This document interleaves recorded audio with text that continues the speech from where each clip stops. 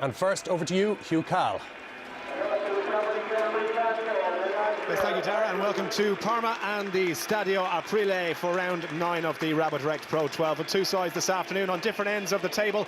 Ulster hoping to jump into a playoff spot with a win. Zebre's second from bottom are looking for their first home win this season. Well, despite thumping Edinburgh last weekend, Mark Anscombe has opted to bring in 6 new faces to the starting 15. One of those comes in the front row with Tom Court preferred to Callum Black at loosehead. Neil McComb gets a chance at lock, and Robbie Dyack captains the team for the second time this season in the back row. Paddy Jackson comes back in at fly half, and Ricky Andrew is named at full back. Well, it's a strong Zebre side facing Ulster this afternoon. 8 of the 9 Italy internationals recalled to the squad. An all-new front row of Matthias Aguero, Tommaso De Pice and former Munster prop David Ryan. Gelden Huys and Bortolami need no introduction in the second row, and Mauro Bergamasco joins Nicola Cattina and Samuela Vonisa in the back row.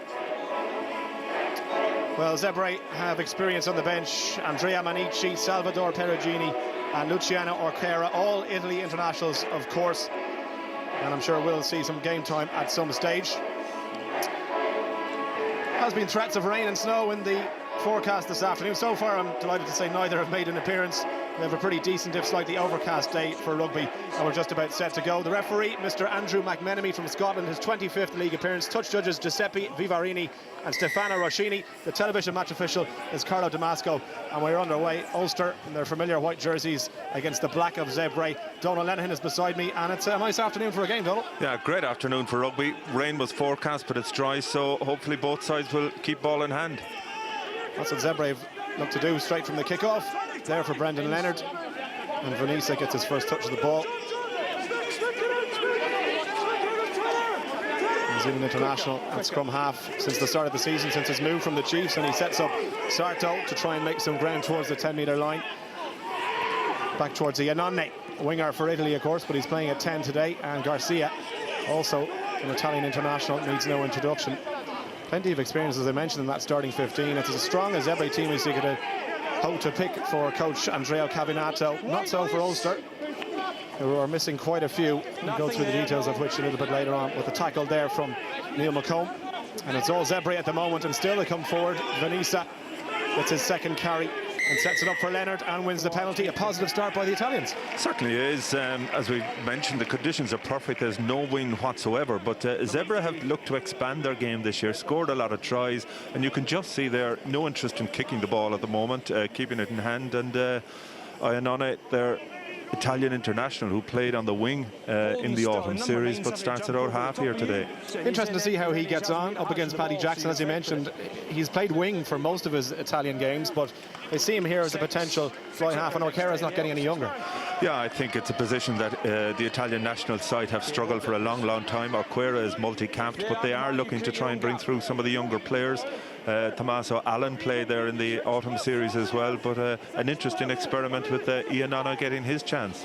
And he might get a chance to run that back line now. The take was from Nicola Cattina, the open side flanker. It's Mauro Bergamasco who's gone to 6. He started his career, of course, as a 7, but I suppose at 34 years of age, the legs aren't what they used to, and he's seen more now as a blindside flanker. And it's him who gets the pass away to Leonard, and Garcia comes up the middle, and the bright start continues for Zebre. Iannone trying to release Ratuvo, little dummy by the centre, and he takes the tackle of Andrew Trimble and still pumps the legs. Good stuff by the Fijian international. He's held up by Court, and Ulster with some pretty good defence there to stop the big man in his tracks, and they get the penalty, or the benefit of the put into the scrum, I should say. Yeah, good read in defence by Andrew Trimble, and also looking to just hold up that Zebre attack, looking for the maul. It did go to ground, but there was a knock-on in the action, and Ulster scrum should be strong here today. Tom Court really had an excellent season so far on the loosehead side. John Afoa, I'm sure Ulster fans will be thrilled to see him back to full fitness and playing today. But of course, Rory Best out for the back-to-back games against Treviso, so it's important that Rob Herring plays well for Ulster today. Rory Best had that operation on Tuesday to repair even his fractured arm. We're hearing middle of January is the target. If that was the case, he could put himself into contention to make Joe Schmidt's squad for the Six Nations, which would be very positive for him. But I suppose it all depends what happens between now and then. It's all about rehabilitation for the Ulster man. as the first scrum goes down. We'll reset it though. Interesting to see how David Ryan gets on as well, up against Tom Court today. Yeah, he's Dave Ryan came through the system in Munster, was in the academy there. I spoke to him briefly before the match. The Italians are trying to nationalise him. He does become an Italian available for Italy at the end of this season. America wanted him to declare for them 2 years ago, but he's as of now keeping all options open. Well, that'd be interesting. 27 years of age, his 14th Pro 12 appearance today for the former Munster man, as they say. It's a tough test for him today against Tom Court. Set! Yes, we have forward there. Trying to get an early shove on against Matthias Aguero, but that's a solid block from Zebre. And at the back from Wilson now. Ulster trying to get that shove. That's good work by the front row. It's come up as well. Marshall doesn't waste any time. And the clearing kick, a spiralling one. Taken at the back there by Guglielmo Palazzani. His first start. A late call up to the team, and he did well there after juggling with that ball. Now Garcia looking to launch that counter-attack. Sarto has to come in. Tackle was from Herring originally. Leonard, there's the pop pass. Bortolami. 99 caps for his country. You can imagine he'll hit the 100 mark in the Six Nations. The pass is beautiful now, and Ryan, how much gas has he got? The pass back inside is good. Leonard steps off his right foot and inside the 22. Beautifully done by Dave Ryan. Oh, just couldn't hold that though. Matthias Aguero, was it a knock forward? Referee's arms have stayed down, and that's disappointing from the Zebre fans' point of view, because there was a chance now. Jackson to try and get something going. Court runs into Ian Onne. But you can see Zebre, plenty of inventive, creative rugby early on. No hands out for! Marshall looks for Luke Marshall, former fly half in his club days and underage international as well. He's got a big boot, but that was straight down the fullback's throat. Out Black. Marshall went up for that. He's certainly not the biggest, the smallest guy on both teams. It went backwards, says the referee. Scrapford on the ground. Ulster get the scrum. Bit of a mess. The scrumming area that Ulster certainly have started well. Great platform from both Afoe and Tom Court, but a concern now with who's that? It is Mike McComish down injured, and he's holding his arm. Yeah, well, Ulster, they've had a huge amount of injuries in the back row. Your number 9 played away. Nick Williams, of course, is out, and Chris Henry as well. Yeah, Ian Henderson, of course, has played in the back row for them, and I'm sure Mark Anscombe, the last thing he needs now is another injury to his back row troops. Henderson out with a torn hamstring. He's out for 6 weeks. But it's been a pretty positive start from Zebre. They look to run the ball at every opportunity. Interesting to hear Andrea Cavinata at the start of this season, Donald. He said he wanted his team to be more adventurous in attack. Almost the opposite of what we've heard Lynn Jones say at the Dragons. He's concentrated on defence. Two different styles. Certainly is, and Zebre, as I mentioned earlier, they've scored a lot of tries, but unfortunately they're not getting the results on the field. They did get their first ever competitive victory away against Cardiff Blues here at home. They thought they had the Scarlets beaten. They got a penalty in injury time to get a draw, but you know, they have their work cut out here against what is a very solid Ulster front five. I must say, really like the shape of their scrum so far. Zebre scored 14 tries, which is the 5th highest in the league so far this season, but they've conceded 20, which was the 2nd most tries against. That tells its own story, I suppose, as the scrum goes down. Just on you two, can I just get your shoulders slightly higher, please?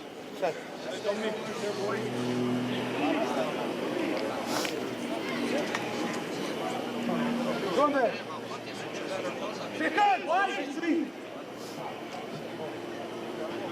Crouch. Check. Mind. Set. Yes, 9. Let's keep it on. It's gone down again on this side.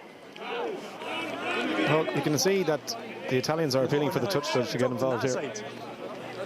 Well, they were looking to push a little bit early. Referee, of course, has a lot of control over the scrum now. He's the one who dictates when it's fed in by the scrum half. Can't push. Neither side can push before that ball comes in. Doesn't always happen like that. And it's changed the way scrums have gone. Certain props are finding it a lot more difficult in terms of they would have relied on their bulk and power in terms of the engagement. We're now a little bit more technique involved. Point. Set. Pitch looks in pretty good condition as well. Yes, 9. couple of patches here and there that maybe could have used a bit of attention, but the weather's been pretty good over the last couple of weeks. Let's use it. It's gone round. Now been told to use it. Paul Marshall, it has gone 90 degrees. Zebre will get the shove now. You know, we don't want to see too much of this, Donald. We want the game to get on with it, but Zebre will be happy with that one. Yeah, they will. And when you look at it, as I've said, Ulster look to have the stronger unit. Their set is better, but they're looking to keep the ball in. You would have thought, you know, with Paul Marshall and Paddy Jackson, Luke Marshall, of course, back in Ulster colours after playing very well, I thought, against Australia in a difficult game for Ireland. Certainly Marshall can be proud of the way he played that day. You would have thought Ulster would be looking to get the ball away from the scrum a little bit earlier. Just at the bottom of our screen there, you can see Jova Matista Venditti. I mean, he could be a prop forward the size of him. Yeah, he's incredible. Real power in the legs, and but he's up against a strong opponent in Andrew Trimble. It's going to battle. Interesting to see who gets on top there. Looking to feed that, Leonard. Then they get the penalty now. This is 40 metres out, maybe 42 given the slight angle, but this should be kickable. There's no wind at all here. Perfect conditions for a kicker.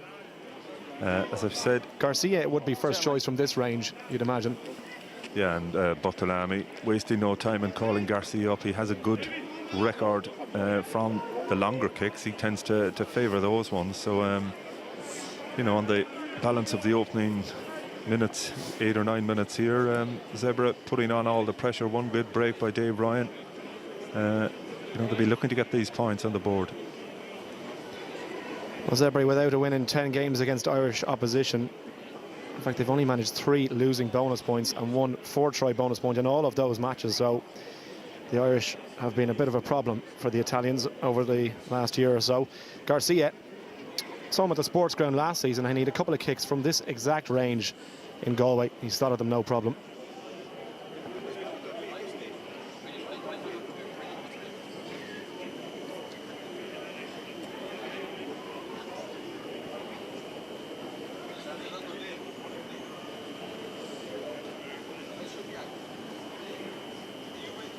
Took his time over it. Right-footed strike. You can see he's no problem with the distance. There's another 10 metres on that, and that is 3 points for Zebre. Yeah, and an indication for Ulster really have to be careful in conceding penalties in their own half, because as you said, that one went right into the terracing behind the goalposts. And no, I must say the pitch, I had a walk on it before the match. It does look smaller than the standard side pitches, and I suppose it doesn't help a very small crowd here as well. Yeah, we were just remarking on that. There is a big game later on in Serie A, Parma up against Bologna. That might account for a few stragglers who might otherwise have come along, but it's a pretty low crowd, you'd have to say. They're only trying to rule this one outside the 22. Marshall watched them though. Good tackle it was too by the inside centre. There for Leonard. He's got options on the left-hand side. One was Dave Ryan, but he misses him. Taken up by Dapice. And back for the Kiwi scrum half to Ianone. Pass to Katina.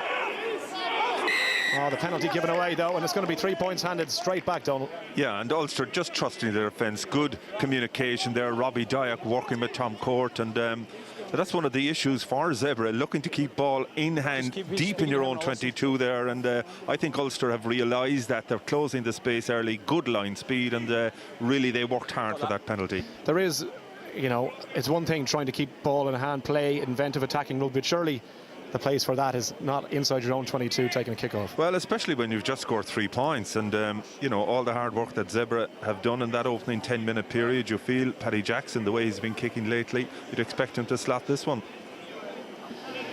So Jackson, 62 points this season, and just one of those by way of a try.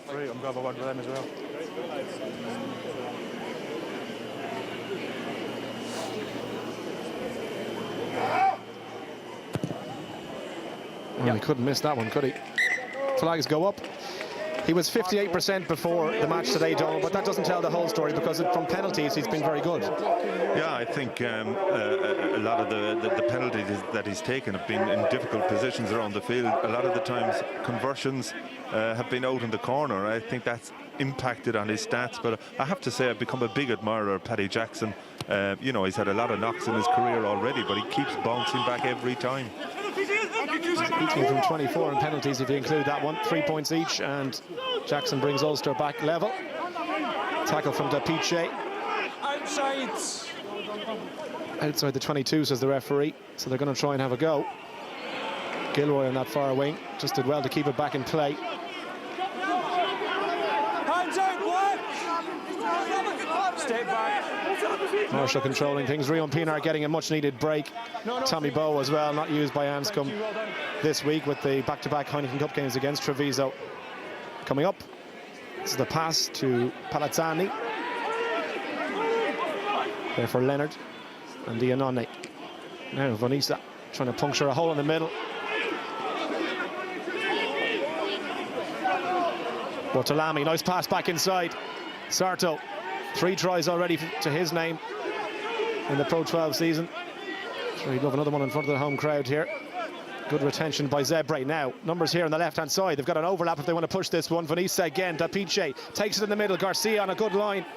He was just held as he received that ball, which impacted the run. There again for Ianone to use. He had one outside him, decides to come back inside. Good pass to Aguero. And they're inside the Ulster 22 now. Leonard again, looking to ship the pass. That's the 3rd time Dapice has carried, and each time he's recycled possession. Back to the number 8, Vanessa. Must hit the deck there. He had 2 Ulster defenders on him. Is there going to be room to get through that defence? Ianone, tackled by John Afoa. Ruck called by the referee. There for Leonard, and the top pass again. This is good stuff from Zebre. You see Mauro Bergamasco into bridge and just set up ball for his scrum half. A little bit more patient this time. Ratuvo standing in the fly half position. Here's the Fijian. He had someone outside him, Tapiche, but he chose to go himself, and he's still pumping the legs. Ulster trying to rip it clear, but good strength. Now, must be a mismatch here. The pass on the outside to Garcia. There's 3-on-1 if he'd spread that ball. The crowd on their feet here, they wanted the pass to go, but in fairness, just looking, I think it was Darren Cave who broke ranks to cut out the pass. And Aguero, this is great retention from Zebre. Can they get points to show for it? Leonard, they've got penalty advantage right under the post, so they'll have at least 3 to show for their efforts. Ianone wants it though. And they're going to go again. Leonard, pop pass to Heldon Hayes. Almost through, 5 metres short. Again, Leonard trying to dig it. Still the penalty advantage to the home side. Venditti juggled with it, held it at the 2nd attempt. 15-step. Ulster being told to leave it. And Ricky Andrew, in particular, the ball back inside will go back for the penalty. But that's great play by the home side. It is, yeah, super play out of Zebre. Good defence from Ulster initially, but you felt, given the pace with which Zebre were recycling the ball, it was inevitable that Ulster would give away a penalty. When you're defending like that, 10 or 12 yards from your line constantly, it's inevitable that that penalty is going to be awarded. And in some respects, Ulster lucky because it could have been worse. Well, they've pointed to the post, and I think Gonzalo Garcia is going to take all the kicks because he's lining this one up as well. There's Dave Royne in the picture. Garcia is going to hit this one. You don't see too many Italians with red hair. I'll have a chat on the way to the restart, okay? Yeah.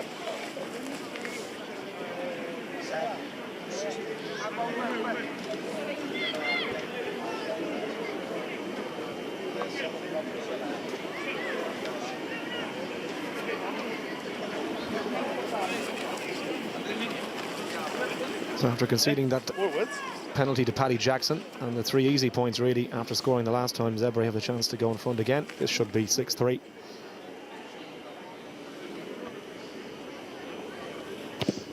No problem. So Ulster at the moment just struggling to get their hands on possession. Yeah, they are, but I think it's symptomatic of the games immediately after the autumn series. Munster struggled to get themselves going last night. They're trying to reintegrate players back into the system, and it does take time. Of course, with the back-to-back Heineken Cup games for all the Irish provinces next weekend, one of the principal areas for the coaches this weekend is just trying to get the balance right, reintroducing some players and getting them back up to speed. And so far, they're a little bit off the pace, you'd say. Zebre settling into it, even though they have made a number of changes from last weekend. No. Where they were pretty good against the Ospreys. They went down by 30 points to 20. A little bit unlucky there. And the week before against Edinburgh, they only lost out by 2 points. Yeah, but I think, you know, there is a danger that you can take a side like Zebre for granted. When you look at that starting lineup, they have 10 internationals, 8 Italians, 1 All-Black in Brendan Leonard at scrum half, and Ratuvu in the centre has played for Fiji on 18 occasions. So a lot of experience in their side. You can see the way Brendan Leonard just controls things as well. So much experience for the Chiefs, and 13 caps for the All Blacks. As I say, the pounce there by Katina to win possession for Zebre. They're trying to get the ball back quickly, and they want to go and use this again. The whistle's gone, they're going to get the scrum, but you have to say Ulster at the moment look half asleep. Yeah, they're all over the place really, but you know, you look, because of Zebre's kicking strategy, that's the first line-out that Ulster have had in the game, 17 minutes into it. It was one well in the air, but a poor delivery. I think it was McComb, and he didn't do Paul Marshall any favours on that occasion. Another chance to have a look at the scrum. Tom Court on his way out of Ulster at the end of the season, confirmed he's going to join London Irish. 33 years of age. You'd imagine he's a couple more seasons left in him. It's fully in, yes. Yeah, he was late to rugby. I mean, he was a discus thrower in Australia, I think 25 really when he got into rugby. So in terms of games played, he's young, and London Irish identifying that. I think they've given him a 2 to 3 year contract. Thank you. Hookers, no, left of it, please. Thank you. Ulster have by far the heavier forward unit by some 50 kilos, so you'd imagine that might take its toll as the game progresses, but have a look at this one. Binds! Set! Yes. Feed from Leonard. It's gone down on the far side, and it's gone down with a penalty to Ulster. Dropping the binds. Dave Ryan, the one penalised there. Big pressure from Tom Court, and you know, as I said right from the outset, I think Ulster they look to have the more menacing scrum, but it's just the way they're going about it at the moment. I certainly felt they would have benefited from getting the ball away in their own half when they conceded that early penalty to Garcia. But I just, you know, you get the feeling Ulster feeling their way into the game once they get a little bit of territory, set pieces to play off. As again, this is only their second line-out. You just feel the likes of Marshall and Cave, you know, they have the ability to open up that Zebre defence. So Rob Herring to throw and try and get that line-out functioning. They've got Wilson in there. A couple of different options. Dyack, captain today. There for Jackson to Luke Marshall, trying to puncture that hole in the middle. Ianone holds on to him though. Good tackle by the Zebre fly half. Marshall once more. There for Wilson. Number 8, Nick Williams, as I mentioned, out injured at the moment. Afoa. It's tackled by Katina. And Marshall again. Jackson. Luke Marshall.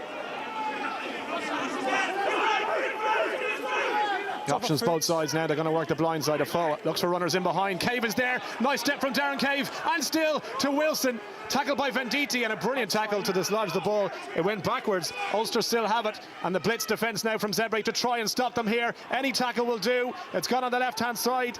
This is McComish. And he's 5 metres short. Again, he's lost it. But referee says play on. And Zebre come away with it. Well, that's brilliant play by Sarto. Leonardo Sarto coming away with the ball. Ulster couldn't put the pass together. Now they kick it. Ianone, the wise decision there. And Ulster leave with nothing. Well, it's far more like it though from Ulster. As I've said, quick ball off the top of the line out. The first time they had a decent attack, but McComish just panicked a little bit, and looking for the offload, he actually passed to Sarto, and that's where the turnover came from. But a great offload in the middle of all that play from John Afoa, just showing the quality that we saw last week from New Zealand forwards, the ability to always make the right decision in possession. Time off. Bit of attention to one of the Zebre players. I think it's Dave Ryan actually who's gone down. Looked to be holding his shoulder there, which would be a bit of a worry. Luciano Lipson is on the bench for Zebre. There you see Dave Ryan getting to his feet. His rib cage actually, and it might have been from that last scrum. Yeah, well, you just see the pain there. Rib cartilage is one of the most painful injuries you can get, and but look at this offload here from Afoa. Super line, great line from Darren Cave. It looked as if he was going to offload it at the right time. Roger Wilson just losing control, and Ulster just need to show a little bit more patience as we're watching Dave Ryan. That's definitely a rib cartilage injury, and as you mentioned, I wouldn't be surprised if it happened in that scrum. Luciano Levson comes in. The last act for Dave Ryan, unfortunately. We're looking forward to having a good look at him throughout the 80 minutes, but that's the last action for him. He only lasted 20, and Ulster have the throw in. Go to the back, and Dyack, that's 2 from 2 for him. Wilson takes it up. Went in quite high there, but he did enough to get it back. Now Dyack again. He started that from the line-out take. Little pop pass as well to McComb, and there for Marshall. Jackson, the queuing up here to Luke Marshall. Back inside to Toohey, who's hit by DePiche. And for the scrum half, Afoa. What a line that was from the prop forward. Took the tackle, set the ball. Trimble was a little bit too eager to make the run. And Toohey again. Ulster now looking a lot more confident and relaxed on the ball. McComb to go to the right-hand side. Darren Cave onto the runner. Marshall. Roll two. So for the tackles are going in from Zebre. They'll switch it again. McCombish. Pop ball outside to McComb. Try to get past Garcia, who's back on his feet and slowing that ball down. Well, he did well, the centre there, but he's given away a penalty. Just as I say, he went off his feet. Well, if that's a penalty, it has to be a yellow card. Kick over the top. Awkward one. Katina's underneath it. He slaps it down to nobody. It's on the ground. Is it a try? Well, we'll go back for a penalty. But as you say, Garcia went in, and if he was illegal, he was preventing an otherwise certain try scoring. Absolutely. I mean, if Ulster were able to recycle that ball, they had about a 5-on-2 out on the left-hand side. That, to me, is a professional foul. It has to be a yellow card. You're 3 metres under the sticks. No question, if Paul Marshall was able to get that ball away, Ulster would have scored. So I think Zebre really lucky to still have 15 men on the field. Well, Paddy Jackson, one fun run, but they've both been right under the post, so in terms of building a bit of confidence, he couldn't ask for 2 easier kicks. Over goes the second one. We're level again. 4 penalties so far. Yeah, you just see Ulster there. They're getting into their stride now. Robbie Dyack, superb in the line-out, giving good quality ball, good offloads. They're getting people like Dan Toohey and Neil McComish running. John Afoe, we've seen 2 excellent lines from him. And in possession, Ulster just look far more structured and organised than Zebre.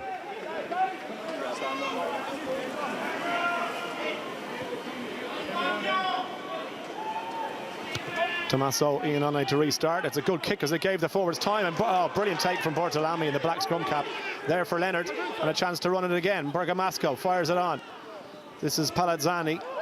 Not one advantage. He's not the biggest in the world, and he's in fact dropped that ball in the contact. He's given away the knock on. Well, after a brilliant restart, an even better take and possession, it's just a shame that they coughed up the ball there. Yeah, but it's a reflection on the pressure that Ulster are putting on Zebre in defence. Line speed good, coming up quickly, putting the pressure on, and Zebre just starting to make the silly mistakes. Palazzani, as you mentioned earlier, he was only called in a couple of hours before kick-off and his first start.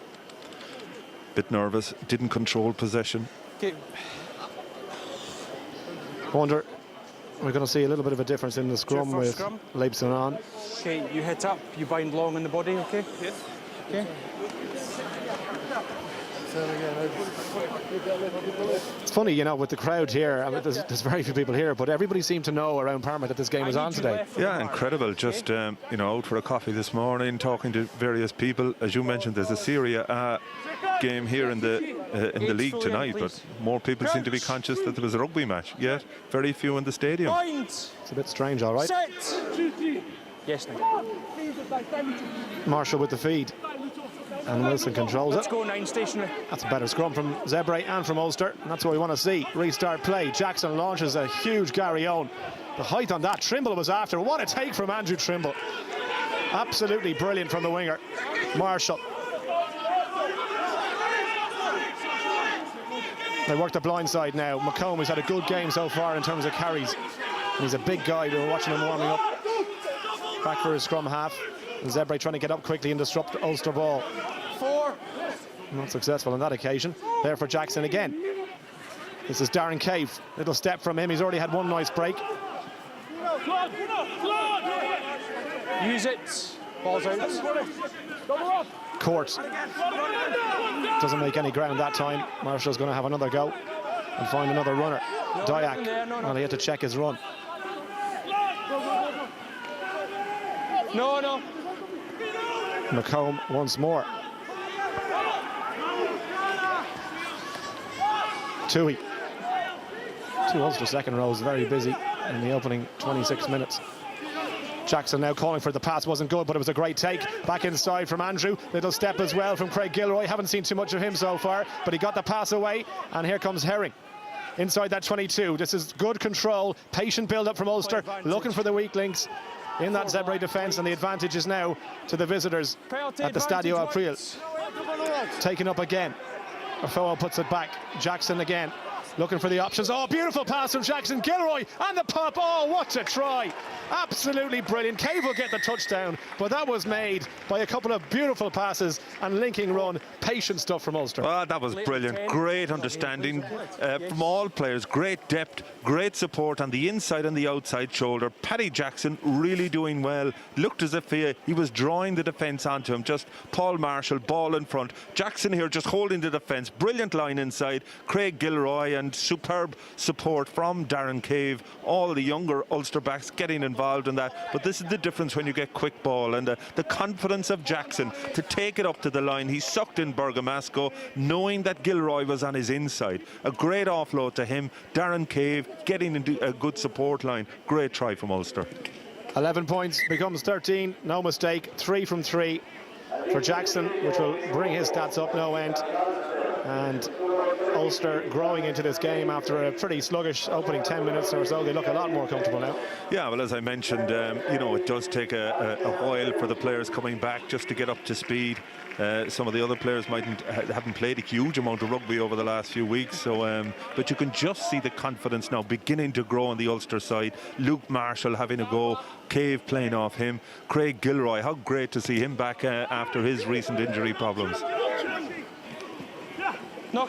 Restart again, causing 1 or 2 problems for Ulster. It's gone forward, and Zebre with a chance to try and go and get something. So far, they haven't managed to get in behind that Ulster defence. It's been lateral enough stuff, 1 or 2 breaks. As you can see the Ulster defence just outside your shot there. It's lining up on a wall, and they're up so quickly in the centre. McComish leading the charge on that occasion, just to snuff out any attempt that Zebre might have to throw that ball wide. Now Venditti, Leonard, Dapice, pop again, this time to Katina, but it's a little bit too lateral again from Zebre. Ianone, here's the substitute prop forward, Libson, and they're going to go to the right hand side again. Ianone once more, ball in behind, better line this time from Garcia, has been the best Zebre back so far in terms of creating. Ianone again, Gary Owen this time. It's going to hang just outside the 22. A couple of hands got up there. It's come back on the home side. Sarto couldn't hang on to it. And mistakes from both teams. Well, a comedy of errors there really from Zebre. 3 attempts to pluck the ball out of the air. They just about kept it alive because it went back off the hand. In the end, I think it was Sarto was the one who couldn't control it. But I have to say, some of the handling from Ulster has been a joy to watch. You just see here, it looked as if Luke Marshall might get away, unable to control it. The line is your mark, so it's a very clear indication of where you should Rob be. Herring going down. Robbie Dyack, I think, really has had a very good opening half hour to this game. Captaining Ulster, of course, for only the second time today. A big honour for him, and he's playing like a fellow who's enjoying it. He really is this season, and since Mark Anscombe has come in fact, he really has had a new lease of life, because he was getting frustrated under the old coaching regime, but he certainly seems to be given more chances under Anscombe. Yeah, he is, and I think you know, the way Ulster are playing forwards and particularly back rows, they're getting on the ball more, and that's always a bit more enjoyable. Let's walk it, boys. There for Marshall. Jackson to Luke Marshall. Again uses that boot. It's not a bad kick as well. If that bounces, it's going to find touch. It's a really good kick from Luke Marshall. Super kick from Marshall, but he played a lot of his rugby at underage level at out half, and you can see he does have a kicking game, which as a 12, it's a great option for the out half to have. They can split on scrums, and you know, his kicking game, and you can just see Marshall's confidence exploded onto the international scene against Scotland last year, and you know, he really, with every outing, he looks an outstanding athlete. And it's great that Irish centres, we now look like have alternatives to Gordon Darcy and Brian Driscoll, who can't go on forever. Well, they can't, and you know how well that pair played against the All Blacks last week, but unlikely they'll be there for the World Cup. Venditti gives chase, but Andrew Trimble is one of the best wingers under a high ball in the European game, and he took a brilliant high kick about 5 minutes previous to that one. So it'll take a bit more than that to fluster the Ireland international. There for Jackson again. Skip ball on the outside to Gilroy.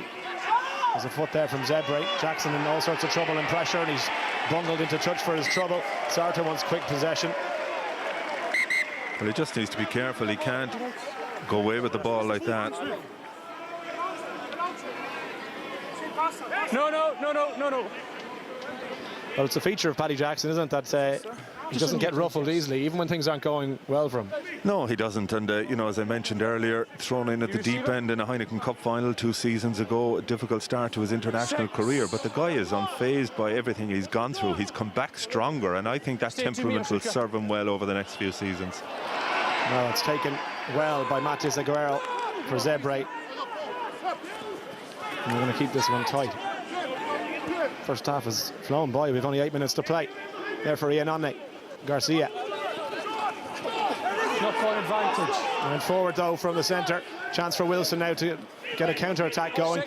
And they're all lining pretty deep in the Ulster back line. Jackson gets it. Marshall got support on his outside from Ricky Andrew, who hands off one and has to hit the deck then. McComish back towards Marshall. The pass again to Jackson wasn't a good one, but Jackson had to reach for the sky for that and just put up the kick. And there's a beautiful take. Oh, look at that from Palazzani. And he gets a smash tackle for his troubles. Well, Ulster certainly weren't going to sit back and admire that. It looks like he's in trouble as well, the full-back. He's holding his head. That was a huge hit, I think, from Wilson. Ian Onne. Again, Dapice, little step from him. Rock 7 wide, no! And I can tell you that Palazzani's still holding his head as he kind of limps back to his position, gets a round of applause for his efforts from the crowd. Ian Onne trying to get support on his outside. Ulster trying to kick through, but it's rescued on the halfway line, and Leonard will have it. Indecision again from Zebre. Ian Onne has to take the tackle. And he gives away the penalty. Number 3's on his feet. I tell you, some of the fielding we've seen here this afternoon. Andrew Trimble, 2 magnificent takes. Palazzani on that occasion, if there was any Australian rule scouts here today, I mean, the way they're hanging, we spoke about Israel Folau and the hang time that we saw from him over the autumn series that he learned in Australian rules. Trimble in particular has been outstanding in that area this evening. You can see Ian Onne as well, taking a lot out of the ball every time he gets it. I mean, we know how much pace he has, an Italian international winger, but is he taking too much out of it? Yeah, well, look, it's one of the difficulties. Playing it out half, you have little or no time, and especially when you have a side like Ulster who come up so quickly.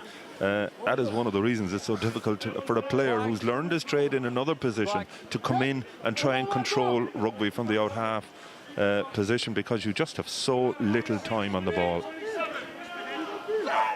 Ulster looking to secure the line out, but again, Zebre, well, when you've got Heldenhuis and Bartolami in your team, you're going to do as much disrupting as you can in the opposition line out. Now, a chance here for Ratuvo to ship it on. Here is the fullback. He looks okay, Palazzani, after taking that big tackle. But they're still inside their own 22, and Leonard Inside. back to his fly half. There's Heldenhuis, tackled there by Rob Herring. They're looking to run it again from inside that 22. Ian Onne, again, doesn't know what he's doing. That was fine.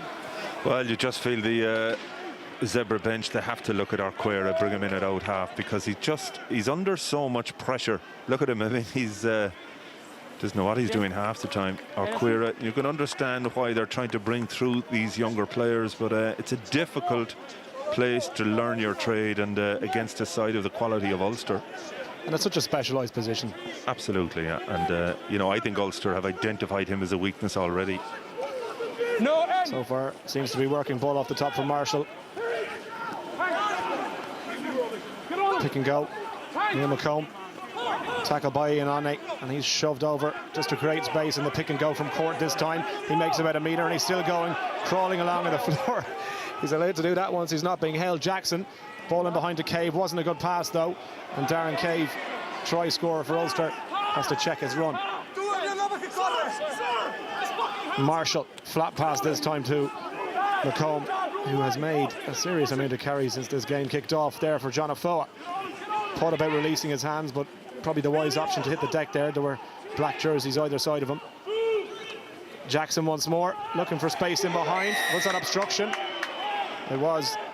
And then we go for the penalty. Yeah, I think one of the issues for Ulster at the moment is that Jackson, he's just after, he's falling back, he's standing too deep, and he was up flat. That created the opening try that we saw for Darren Cave. He's there attacking the line, but at the moment just slipping back too deep, and it's giving Zebre time to come up and put him under pressure.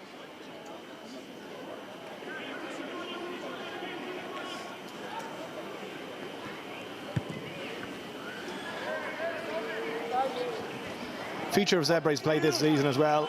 We mentioned the creativity and the fact that they want to be more exciting and score more tries, but they never give up. I mean, maybe in the old guys under Ironi, they could be accused of dying off in the last 20 minutes. Not so with this team. No, they have, and you have to admire them. As we know, they're a new entity. They're only into their second season. But when you go through, they went through a whole year last year without winning one competitive game. I mean, how difficult is that? Turning up for training every Monday morning, same old thing. They've got one victory so far, as I've said. But you've got to admire their resilience and character. That's a nice move. That is a nice move. Vianone takes it on the wraparound. Now Palazzani, who's taken hit after hit. But look at that. The little guy gets back on his feet. I say little. He's about 14.5 stone. But compared to, say, this guy, Venditti, who's 17.5 and carries inside the 22. Ulster trying to get their hands on it. They have done, and they've prevented Zebre from getting that ball back. The crowd on this near side aren't happy with that decision. No, I think...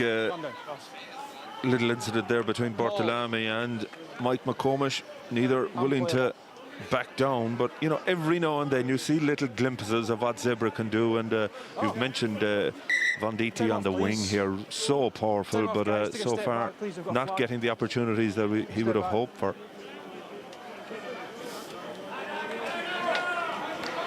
Well, Touch is going to have a word with the referee. On a player on the picture. Okay. By number 6 black. 6 black. Yeah, sure. I think it's better a TMO. Okay. Check. 6 black. Yeah. At the breakdown here. After the blast. Okay. Thank you. Carlo, can you? Carlo, can you hear me?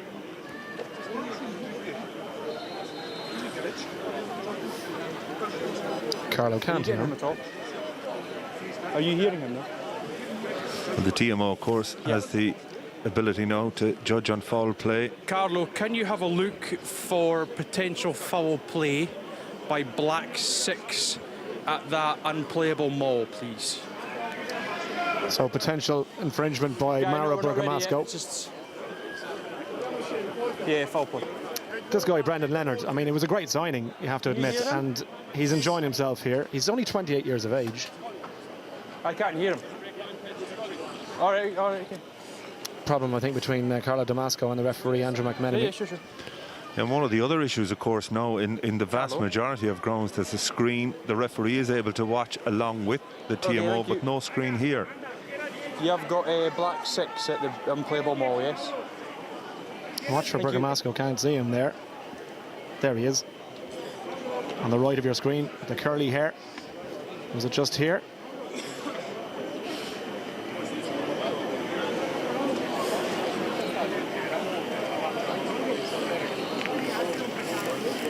If he doesn't see anything, what's your recommendation? There was a bit of a battle there going on with McComish. We can't see it there. Okay, Carlo, thank you. The referee has gone on the phone. Okay, so I'll go with the R's call on that. Okay, thank you, Carlo. Okay, what's your recommendation? Penalty against black 6. Yeah, I think. Okay, number 6. AR foul play call. You've used your foot in an illegal manner on a player on the deck. Yes. Penalty only. Keep them to yourself. Okay. Well, he looks confused. We couldn't see it, but you know, we have to take the touch judge's word on that one. And the penalty is for Ulster. Well, there was. I was looking at them. There was a bit of pushing and haul. I can see why he was a bit mystified by the suggestion that he was using his foot. If anything, it was his forearm. Safety of the touchline. And Ulster will get the put into the line out, but loads of experience, of course. Mauro Bergamasco, you feel he probably has Played his last game for League 95 caps, but yeah, he's been an outstanding international for Italy over the years. Shoved into service at one stage at scrum half. I remember that game. Bit of a horror show, but you won't judge him on that one performance. There from Marshall. Box kick from him. It's not a bad one. Venditti underneath it, Trimble with the chase, but he can't get there. And here comes the monster winger, who's built like a prop forward. Bergamasco in to help him. And back for Leonard now. Approaching 1 minute to play at the end of the first half. Helen Heiss, oh, lovely hands, dummy as well.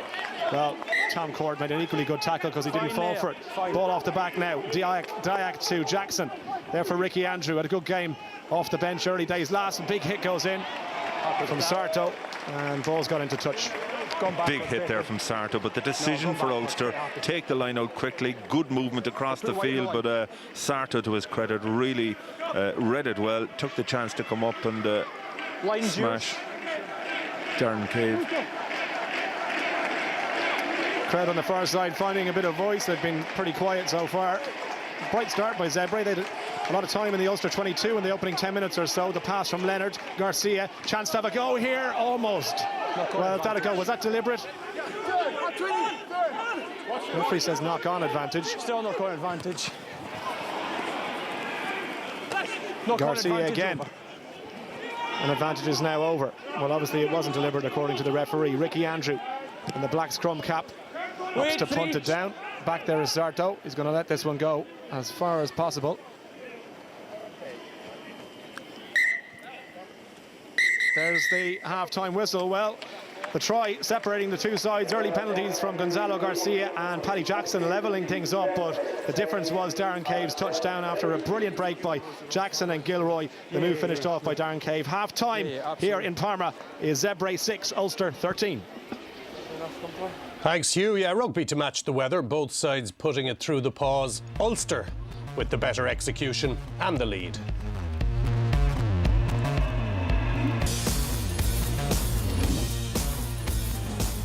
And you're welcome back. Yeah, Darren Cave try the standout moment and the difference between the sides at half-time. Ulster with a 7-point cushion. What's been lively enough. Zebre starting strong. Ulster ultimately, I guess, their midfield, which before the match people have been suggesting might be the difference, proving the case. But before that, I suppose we have to admit that the old adrenaline's hard to get up and going for a league match like this after what happened last weekend. But it's enough to keep your eyes on the box. It has that feel about it, and both sides are showing a lot of ambition.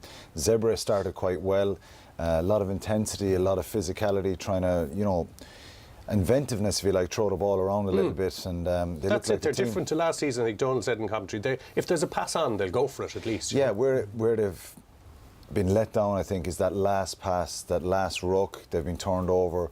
Ulster look like they woke up a bit. Their set piece is a lot better. Their structure is a lot better, and that's what's has them ahead. They probably could be further ahead. Will that midfield cut loose, do you think, in the second half? Tuva and Garcia, two powerful guys, and you know, they'll need stopping and watching. I think the big problem for Zebre is at 10, as Donald said in comms, Ione, hard to pronounce his name, but they need to get a Queer on there, as he said. There's no structure. He's not giving them any go forward. They're trying to run the ball from everywhere. Leonard is a good scrum half, but they're just struggling a bit. They're getting turned over. And that's been a feature of their game all year round, is playing in ones and twos. I mean, if you look at that team sheet, they have 9 internationals on the starting lineup. 10 including a Fijian. Well, there you go, 10 including. So, I mean, it is a serious lineup, but all season long, they have been just struggling to put things together. They get impatient. They play in their ones and twos. They like Munster under Rob Penny at the beginning. Is that what you're trying to say? That Not at all. They have the execution, they have the plans and the ambition, but not the players. It just doesn't. I'm saying nothing like that. No, but they are. They're actually one of these sides that are nearly there. They're nearly getting there, but just need that cohesion to keep going. But I think it's been quite entertaining. The Ulster scrum absolutely dominating at the start of the match, but you could see it unfold. And the big thing now for Ulster is to stay patient, because it's the last quarter really that they look to put away. That's how you get results away from home, is having a good set piece, cutting out the mistakes, doing the simple things well, and then the game opens up a little bit, because you were always going to get that start, that intensity from Zebre. Ulster withstood that, and it looks like Ulster on control. Yeah, well, more of this. I mean, let's take a look at the Cave try, because more of this would obviously be what we'd hope for from an Ulster point of view. Yeah, there's good play here. Great by Jackson here. Aguero there, you could see the prop there just inside, and put it into Gilroy. and then into Cave. But if you watch here again, watch Jackson coming across. He spots the prop on the inside, and that's really smart play because you're trying to create mismatches in rugby at the end of the day. You want to get the fast guys running at the slow guys. Number one there, Aguero, look, he's caught napping, bang. Gilroy spots that, in he goes. Lovely Speed of pass thought and execution. Yeah, and, it was well executed now, and they keep going there. Standout moment from the first half. So 13 points to 6. Ulster take a lead into the second half. Join us for that in just a moment.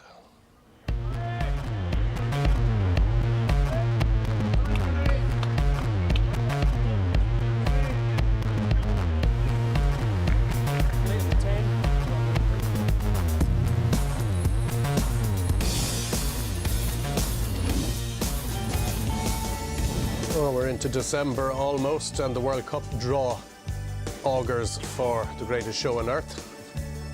And you can see that live on Friday. Then Fionnuala Britain will be hoping to represent Ireland to success in the European Cross Country Championships. You can catch that tomorrow week.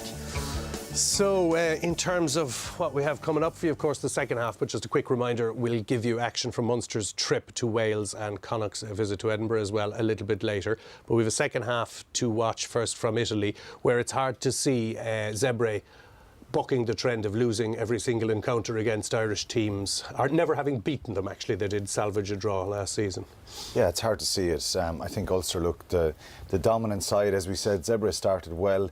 They'll certainly have to try and get a structured game plan. They're not really breaking down the Zebre defence, and it looks like Ulster have grown in confidence throughout that first half, the second period of that first half.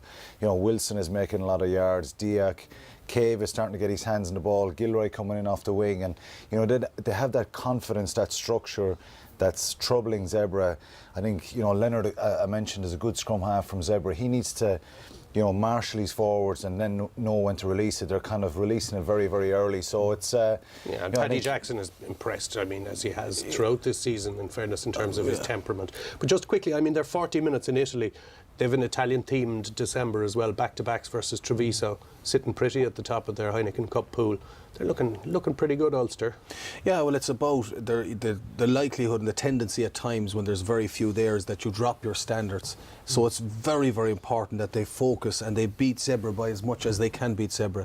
If they're 50 points better, they have to be 50. The danger is when you're playing a team like that, you know, you get the nose ahead, there's not much of a crowd, and your standards dip and you leak in a try, and that allows then for bad habits going forward. But you're right, Dara, there's two very important matches coming up in the next 2 weeks against Treviso. And a home first, which is another advantage. Yeah. It's all falling their way now. Well, it is. I often, in those back-to-back matches, I always preferred playing away first, because I felt if you got the away win first, playing at home, you'd invariably win. So is it disrespectful to Treviso, though, to suggest that rule may not apply? I mean, Treviso back-to-backs are what you want. Yeah, it's a mental thing. The key for Ulster, and certainly in the second half of this game and going in the next couple of weeks, is getting the balance right, doing the basics well, getting that structure there going forward, and know when to be expansive, because they have a lot of talent and they're full of confidence. Good stuff. OK, we'll get back out there to Don Lennon. And first, Hugh, I just want to know, Hugh, why were Zebre out on the pitch doing Pilates or something at half-time? Thanks, Dara. Yeah, welcome back. Both teams just out in the field. I can tell you that Zebre were out a little bit early, Donal. Interesting to see them warming up and hitting some bags. Maybe an increased effort required by the coach in the second half. Yeah, I think so. And, you know, there's a lot of areas that Zebre need to improve on. But certainly went through a vigorous warm-up at the start of the second half. Ulster, a different approach. They left it as late as possible for coming out. And, you know, I think you'd expect them to try and pick it up from where they left off just before half-time. Just going through both teams, and I think they have started as they left off at the end of the first half, so no more substitution, and an advantage against Ulster. And Zebre starting the second as they started the first with possession and ball in hand. Ratsuvo carrying into the Ulster pack, and there for Leonard, who fires it out to Dabiche. And the advantage is now over, says Andrew McMenemy. Leonard again to Iannone. Ball in behind. This is Palazzani. And Mara Bergamasco into support, back on his feet. And back to the fly half, Bortolami. You all right? Tackled by Mike McComish. And there for Iannone, wants a runner inside. That's Sarto. Leonardo Sarto hits the ground. Ulster trying to come through. Did it go forward? Referee's playing on, hands are down. And Zebre still have it. Heldenhuis taking this one. Just over the 10-metre line. Quick ball from Leonard. Nice pass too. Skip ball. Bartolome in behind to Garcia. Flat pass, that one to Sarto. And Ricky Andrew makes the tackle. Good retention, and they have the penalty advantage as well. Good start by the home team. Ulster having to defend. Venditti. Sorry, penalty advantage. Penalty advantage. Leonard. This is Vanessa. Nice hands by the number 8 in behind to Geldenhuis. We might go back for the penalty. Shouldn't be any advantage.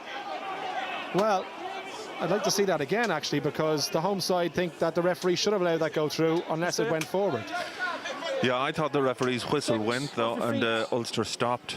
But as you say, I wouldn't mind seeing it again. But the penalty originally was against Robbie Dyack, not rolling away at the ruck. And we saw this at the start of the first half. It's almost as if coming out of the dressing room, the Zebre are clear of the structure that they need to have, and they go through that for a period of 9 or 10 minutes, but then they lose their shape. But Ianone opting to go for the corner, still on the field. A little surprised. I thought we saw Luciano Arquero warming up at one stage, but he's still sitting on the bench here below us. Well, that was a very kickable penalty.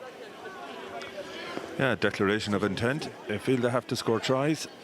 Yeah, that's only a good decision. They don't even win the line out, so they take off that pretty scrappy ball was from McComish. Now Jackson, I'm sure, will just try and get this one clear. That's what he does with the right boot. Has he found touch? No. And there for Palazzani. Back to Sarto. It's an awkward looking kick, an awkward bounce as well. Controlled by Paddy Jackson. He's outside his 22, so we can't go into touch without that bounce of a ball. Now, the step this time, Venditti. Not held. Wasn't held in the tackle, allowed to get back on his feet. Good stuff by the winger. And there for Leonard, Ianone. Sarto, little gap for Sarto, Leonardo Sarto. Almost through, good tackle by Ricky Andrew, had to make that. The runner this time is Aguero, and the prop forward takes the hit. Back for Leonard. Zebre have started with real intent. Ulster having to defend, as they did at the start of the first half.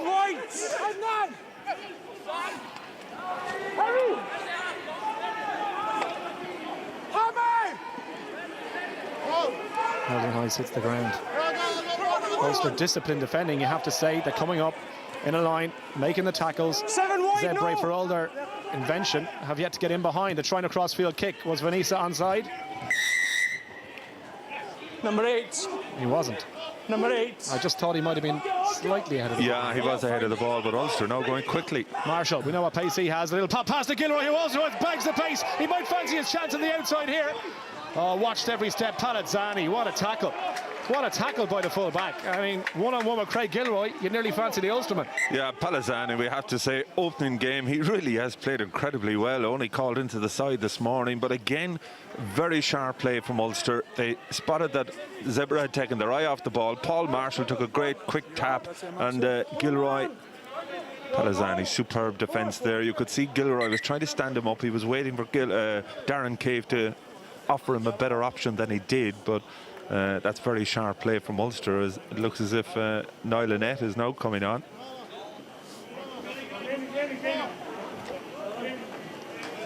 Annette has come on, and can I see Sean Doyle warming up as well with the tracksuit off? Yeah, but I think it's a reflection. Ulster aware that with Rory Best out for the next couple of weeks, Rob Herring will be their starting hooker. They want to make sure nothing happens to him, but they also want to give a bit of game time to Niall Annette, who hasn't played a huge amount of rugby for Ulster. A very promising under-20 player with Ireland. He's captained Ireland in a under-20s World Cup, but a worry now for Ulster because Herring is actually going off the field with an injury as opposed to being a replacement, and that is a concern now for Mark Anscombe with Rory Best already out for the next couple of games. Mike McComish has also come off and Doyle has come in his place. Ulster trying to add to their tally from the first half. Just one try in this game so far. That was from Darren Cave. A beautiful pop from Gilroy after an equally impressive pass from Paddy Jackson. That's the score that separates these sides, otherwise Still penalties. Advantage White. And Ulster with the penalty advantage come forward through Roger Wilson inside that Zebre 22, and they fan out to the right-hand side. Marshall looking for instructions from Jackson. They're going to go through the back line. Tackled by Garcia. Still penalty advantage. And referee still playing advantage. Kick over the top. It's a kick to nothing because they know they'll have at least a shot at 3. Sarto couldn't hold that ball. Well, he made it at the second attempt, but Back in here. well, that was hands over the eyes stuff there. Well, he was incredibly lucky, and you know, I said in the opening half, some of the fielding outstanding, but Sarto, he won't want to see that again because Number 7, offside at the line out. really he could have offered Ulster a try out of nothing. But isn't it amazing, Sod's Law, you lose one player in a particular position and then you lose another. It happens so many times, and it must be a concern for Ulster now with Herring going on. But you just see here, Sarto, an international player, taking his eye off the ball like that. Anything could have happened. Look at Andrew Trimble, the response from him. He knows he was within inches of robbing a try there.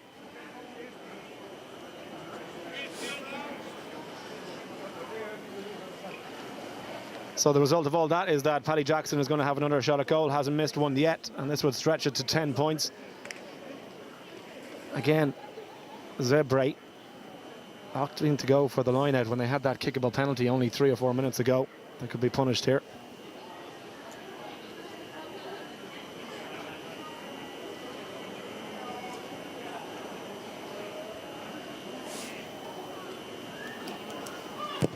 Right-footed strike, beautiful strike. He bent down for that kicking tee straight away. 6-16, the gap is 10, and Jackson is 4 from 4.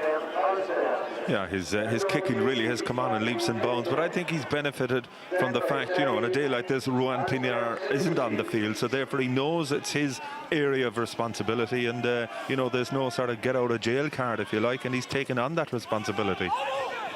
That one's going to drop just over the 10-metre line, but Dyack, as the captain should, takes responsibility. Scream for that ball, because it's an area that Zebre have caused a couple of problems from restarts. Walk away, walk away. Portalami in particular. But again, Andrew Trimble under that high ball. Incredible take by the winger. And look, he's just set up possession for the backs to have a go from deep with space. Is exactly what they want. And then there is Dan Toohey, who's tackled by Heldenhuis. And back for Marshall again. Jackson. They're all very square. Tom Court, one of the chasers, he's going to leave it to Niall Nets and Andrew Trimble to come up slowly. Alazzani. It's not a bad touch.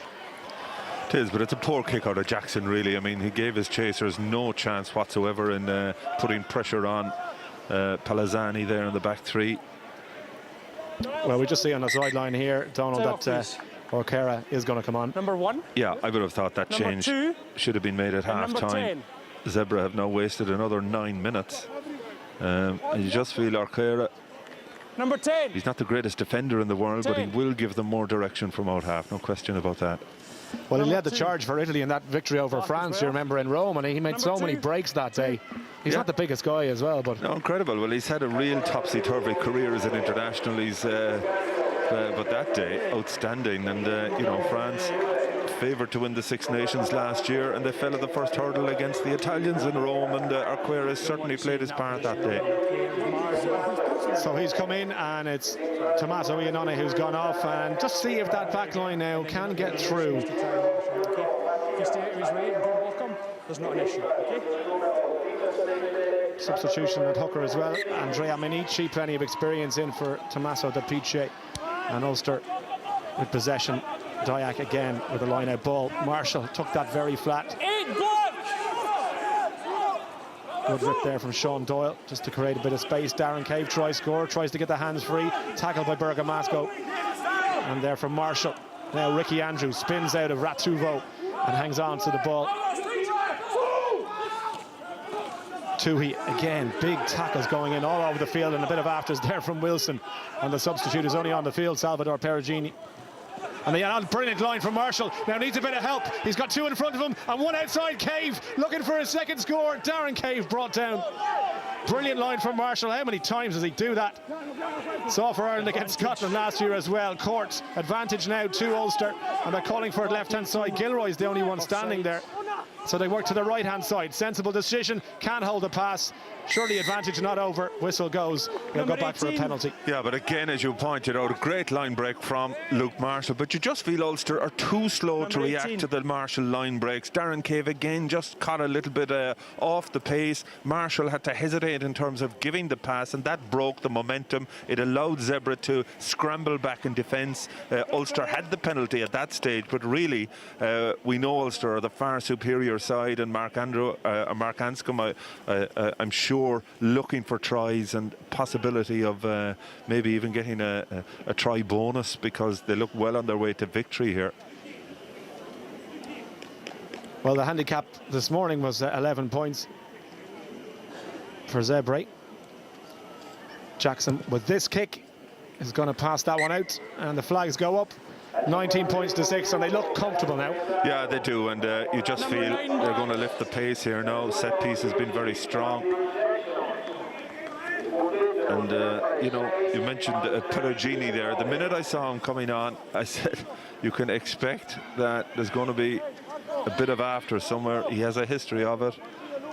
Played for Toulouse for a number of years, of course, in the Heineken Cup, and a multi-capped Italian international. 83 of them, 35 years of age now, and again, you can imagine there isn't too many more games left. Lo Trichero retired, of course, last season. Italy's all-time most capped player. Outside. Marshall's going to box kick. The chase. Oh, there was a check there off the ball. I think it was on Luke Marshall. He's back on his feet, but I don't think the touchman spotted that one. Well, he seemed to be taken out as far as I could see. Zebre have it. Heldenhuis, a big man, South African born, over the halfway line. Little pop pass there from Keelan, who's come on in scrum half in place of Brendan Leonard. So a new half-back combination for Zebre. Can they get something? 20! Taken up this time by Manici, and there for O'Carroll with no number on his back to his full-back Palazzani. Not held. And out to go again, wasn't held. Keelan fires it out to O'Carroll. The pass in behind it to Venditti was good. And a little bit more pace and tempo from Zebre, and Heldenhuis leading the charge. All 6'6" of them there. This time for Bergamasco. They need a try, you feel, quickly, Zebre, to get back into this game, or the heads just couldn't go down. But you mentioned the resilience. They don't give up. They keep playing to the end. 16. Garcia, little ship pass. Pick and go through the middle this time. Again, Manici back to his centre. Ulster having to defend. So far they're doing okay. O'Carroll, and it looks a lot more lively since O'Carroll's come on. Venditti, pass on the outside. Oh, Heldenhuis had to check his run. He thought about going round, but he wasn't going to have pace to beat Craig Gilroy, I can tell you. Keelan fires it to O'Carroll. He did well to stay on his feet. Now he needs help, and he gets it. Keelan once more. This is there for Palazzani, the full-back into the line. Better from Zebre, and it all's going through the substitute fly half. Here we go, Garcia. The pass had to go from Garcia. 5 metres short. There was 3 on the outside. Pick and go. Desperate defending from Ulster. They won't want to concede here, I can tell you. Here's the hooker, Manici. He's been in the thick of things since he's come on as well.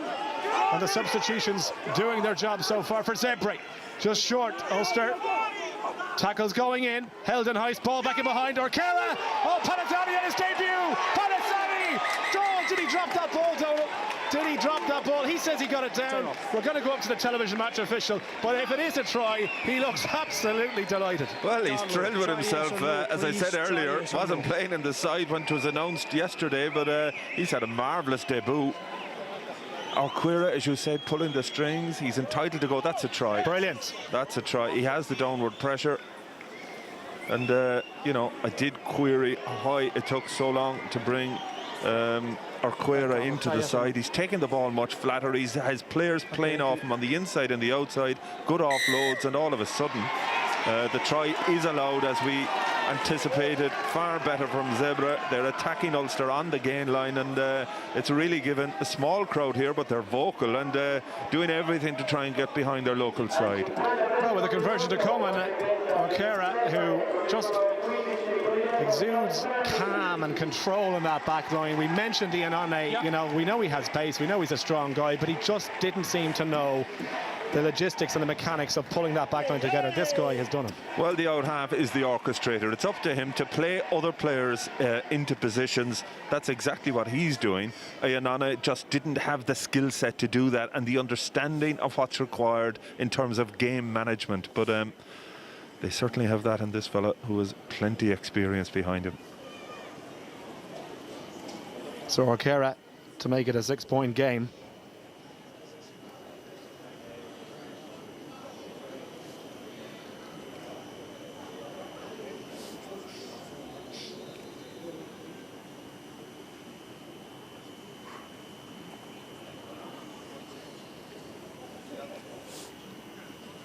Pressure from Trimble. O'Cara, well, he completely mishit that one. And with Garcia still on the field, well, look, O'Cara is the #1 goal kicker, 67 points already this season. So he just didn't catch that one. No, he looked a bit flustered, and he did move his feet, different to Aaron Cruden last week. Ulster ran at the conversion, and I think they just managed to put him off. Yeah, Trimble it was who led the charge there. So the gap is 8. 2 scores in it from Zebre's point of view, but Heldenhuis, who's been brilliant at the start of the second half, takes that one out of the sky. And it's back for Keelan, who's setting himself for a box kick. Ball was out, says the referee. That's a good kick, though. Needs chasers, gets a chase. Oh, brilliant take. Absolutely superb from Vanessa. What a kick, though, from Keelan. I mean, it may look easy, but to put the height on it from a standing start and give your chasers enough time to get up there. Bortolami, Zebre are like a new side in the second half. Keelan once more. O'Cara to Garcia. Ball in behind to Ratuvo, but it's Heldenhuis who started it 2 minutes ago. He's everywhere. Bergamasco tried the dummy. Ulster having none of it. And the visitors struggling to get their hands on the ball. They don't have to ride this storm. Ratuvo. Off his feet there went Perugini, but the referee says play on. It's gone loose and it's come back for Ulster. And it's taken by McComb. Carried back in. Marshall. Well, if that goes straight into touch, it hasn't. Giova Battista Venditti. And the big winger takes 2 to bring him down.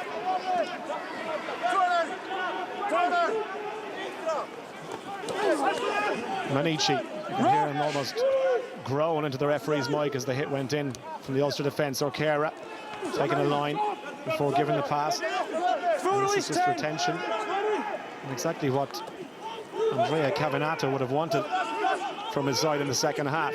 Keelan to O'Cara, crossfield kick. It's a dangerous one because Gilroy was there in Cave. Darren Cave back inside to Court. Needs help from Wilson. Well, the kick, moment of madness really, because it didn't look like Sartor was expecting that ball, and he's not the best under the high ball, as we've already seen now. Chance for Dyack to have a little run. Back to Marshall. Andrew still gives it eventually. And Ulster looking to move this again. Jackson. Toohey. Bumps off the first tackle. Good stuff by Dan Toohey. And then for Jackson again. Pass on the outside to Wilson.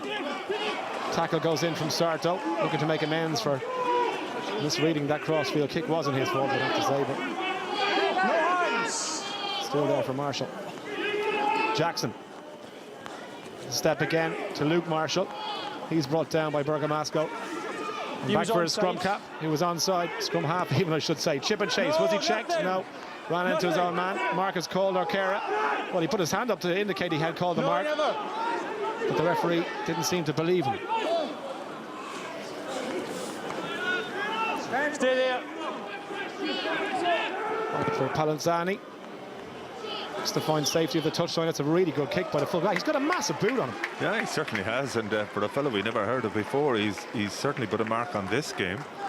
And he just felt there was a moment there. If Tom Court could have released to Roger Wilson, it was on for an Ulster score, but it just didn't happen, and Zebre just hanging in there.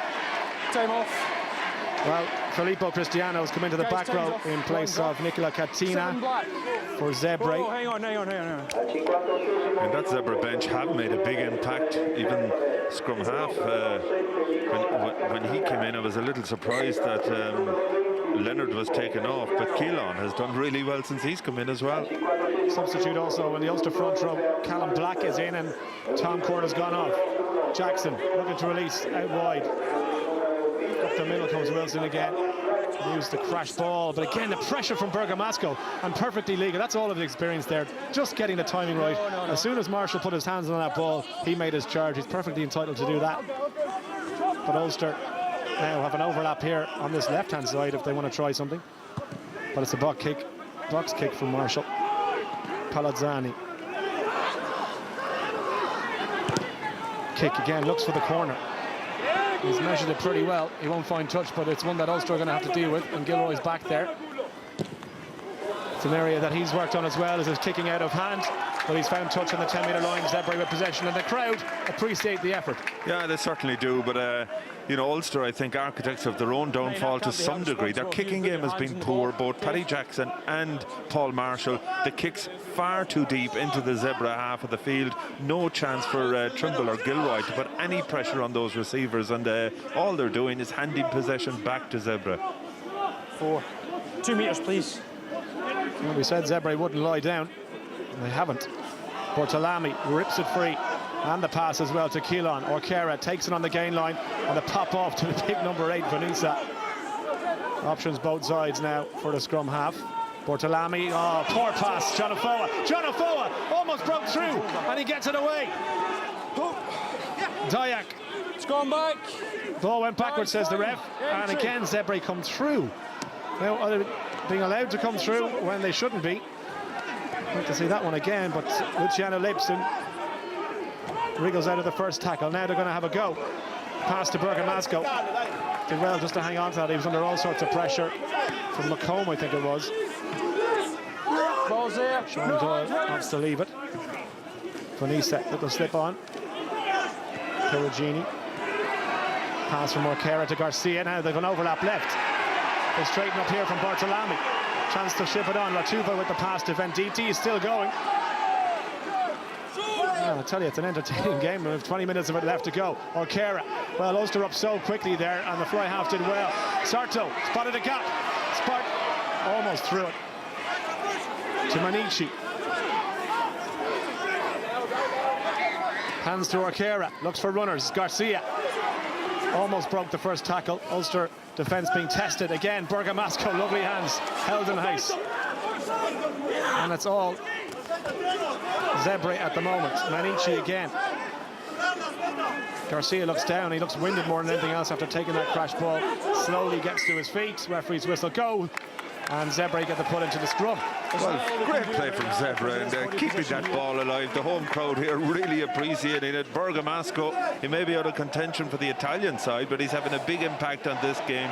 But it's all about taking the ball flat, coming from deep, taking it flat on the gain line. Garcia, Bergamasco, Bortolami, all the big players getting their hands on the ball, and they really are asking questions of Ulster at the moment. And you know, you mentioned Venditti on the far wing. He is a real pocket rocket, unbelievably strong in the contact area, very difficult to bring down. But worries at the moment for Ulster with Sean Doyle injured, another back row forward. They say the same about you. To be honest, I haven't seen it as a massive issue, but I'll check both teams. Just looking at Venditti on the far side, his hips are wider than his shoulders. It just makes him so hard to tackle. And he's got the pace as well. They're saying the same about you, so. Just a bit of attention to Andrea Manici. Yeah. They should be. If there is substitutions have worked well for Zebre. Yeah, they certainly have. Manici, Perugini, Keelan at scrum half. We've mentioned Orkera on a number of occasions. They really have helped to pick up the pace of the Zebre attack. They look more confident in terms of their structure, and Ulster, having done so well in patches, just questions being asked of them at the moment. You know what, they only scraped this fixture last season, 27-25. They managed to get the better of Zebre. Well, it's incredible, in fairness to Zebre. Every team that has come here, no side has smashed them. Yeah, I mean, every game has been competitive. They're so close on a number of occasions. They have a lot of losing bonus points, but you know, just finding the elusive home win so difficult to find. The surprise result here over the last year certainly was Connacht coming here and doing a real number on them. I mean, Connacht were beaten well by Edinburgh last night by all accounts, but you're right, they don't cough up many points, and you know, they've created this philosophy that they're going to score as many as they concede almost. Yeah, well, I remember Munster coming over here at the end of last season, just got out of jail, I think. Is it a try right at the end, got him out of trouble. Well, free kick, chance to go here.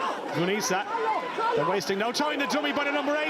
If he got the pass, Garcia didn't check his run. If he'd held his line for another second, he could have been under the post. But he was too far in front and the pass couldn't go. Zebre still have it. Ulster need to keep them out here. A try puts them right back in touching distance. Use it! And I think it's been nearly 8 or 9 minutes since Ulster touched the ball when they haven't had to defend a kick. So just have to ride the storm here. And Anscombe will ask for his team to be patient. Discipline is a key factor. It's gone loose. Bergamasco dives on it. Here is the wide-hipped, wide-shouldered Venditti. And it's a knock-on advantage to Zebre or Kera. Ball in behind. The other winger, Sarto, trying to wriggle free from Paddy Jackson, who did well just to hang on. Couldn't let him go there. Keelan. Options again. Orkera, ball in behind, Venditti. This time he's tackled and tackled well. And the blitz defence from Ulster, just giving them a little bit of relief in terms of territory, pushing Zebre back away from their own 22.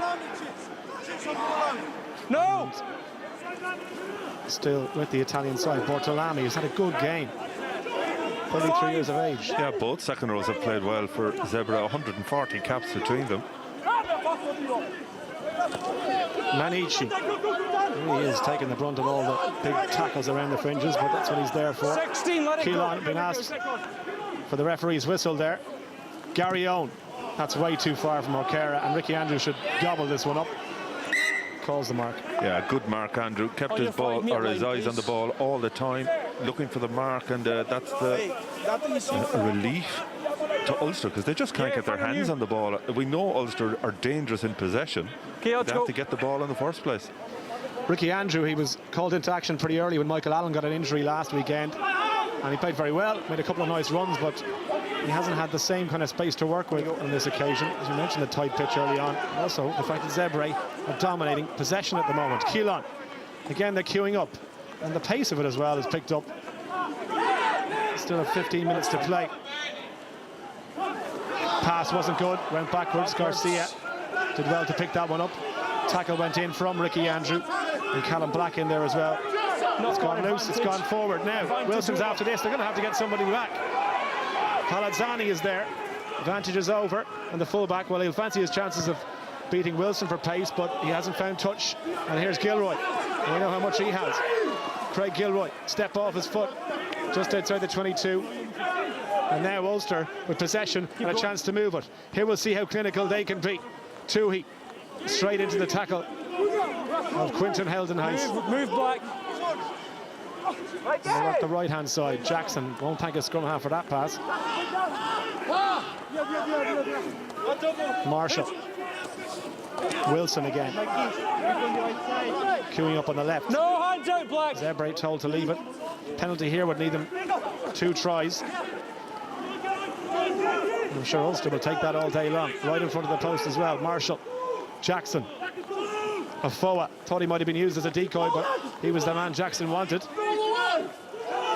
In tight space. There again, Callum Black. Penalty advantage. And the penalty advantage is coming now.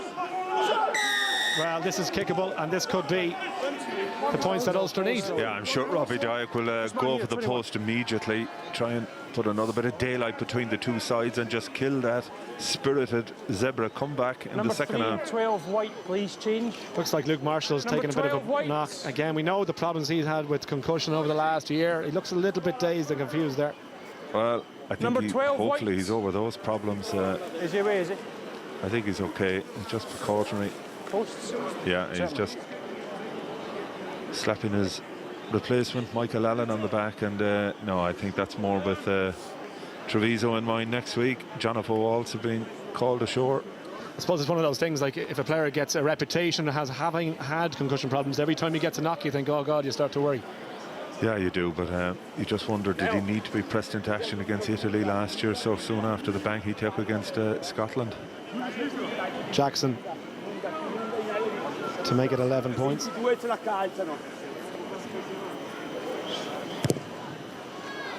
Well, hasn't missed one before that, and you would have thought that should have gone over. Yeah, that was eminently kickable. He knows that himself. 5 out of 5 up to that point, but that was a very important kick. And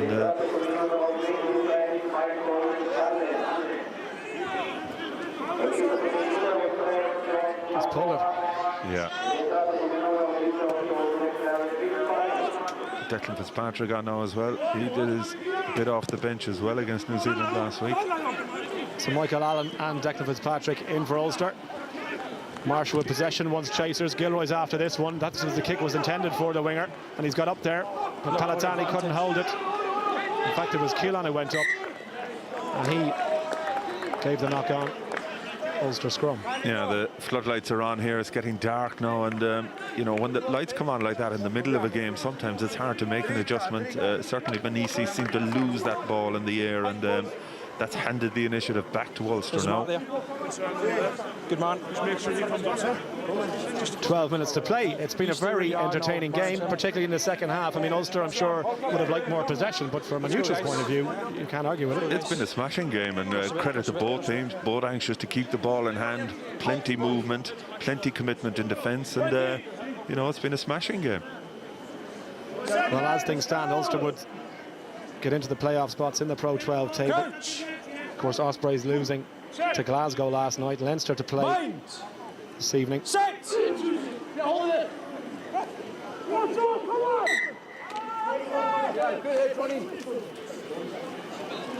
It's not square, okay? I want it square before the ball comes in. Heard the referee walk to the tunnel at half-time, and Andrews Mikey said the scrums had got a lot better since Dave Ryan went off, which is probably a bit unfair on Dave Ryan. But well, he was only on for about 2 or 3 scrums, but in fact, we have whole new front rows on both sides from that which started the game.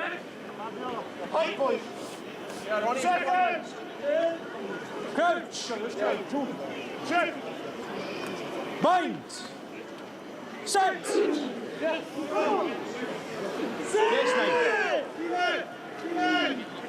Good control from Ulster. Now, chance to use the back line here. Jackson, flat pass to Cave. The line is good from Michael Allen, but he opted to grub a kick and just put the pressure back on Zebre inside their own 22 and forced them to try and do something with 10 minutes to play. Yeah, and I think Ulster are conscious now. They want to play in the right position in the field, keep the pressure on Zebre, drive them back into their own 22. Dan Toohey and McComb have played well in the second row. They look to put a bit of pressure on Heldenhouse, who's had a fantastic game, I think, for Zebre.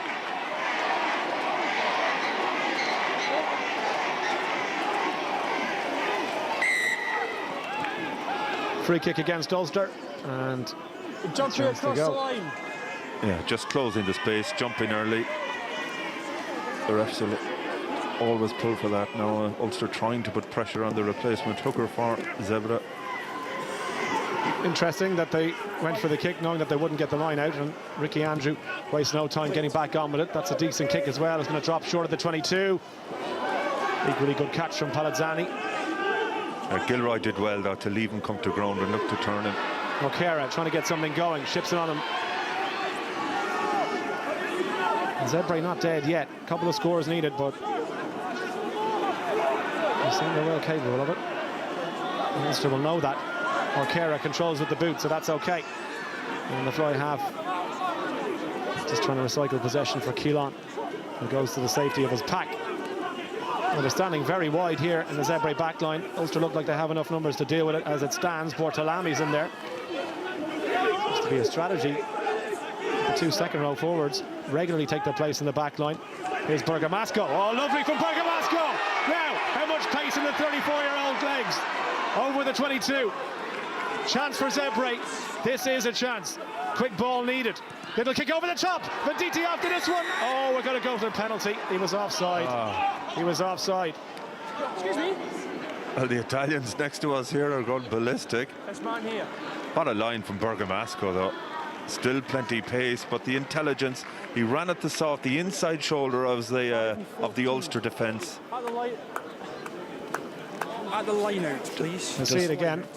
Yeah, great line here. Just bursting 2-3 tackles. Colin Black falling off that. Declan Fitzpatrick, Annette does well to try and get back.